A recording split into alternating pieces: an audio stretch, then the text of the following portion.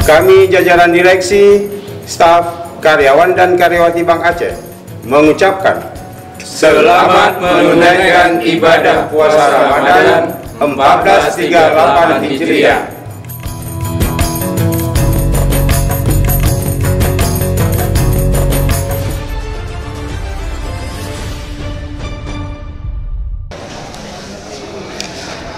Sudarlun Ketua Komisi Independen Pemilihan KIP Biren, Mukhtarudin SH.MH bersama anggotanya melakukan pembubaran seluruh anggota Panitia Pemungutan Suara atau PPS Pilkada Gubernur, Wakil Gubernur Aceh, Bupati dan Wakil Bupati Biren.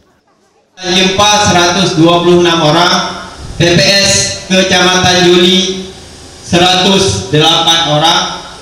Karena jumlah anggota PPS mencapai 1.827 orang, maka tempat pembubaran dilakukan pada 3 tempat, yaitu di Gedung Diklat BPM Aceh di Pandra, di Gedung Sanggar Kegiatan Belajar SKB Cotgapu Biren, dan di Gedung Auditorium Ampun Cik Pesangan Kampus Muslim. Seluruh anggota PPS sudah berakhir masa tugasnya sejak bulan lalu dan mereka diberikan piagam penghargaan atas dedikasi dan tanggung jawab pelaksanaan pilkada di Biren.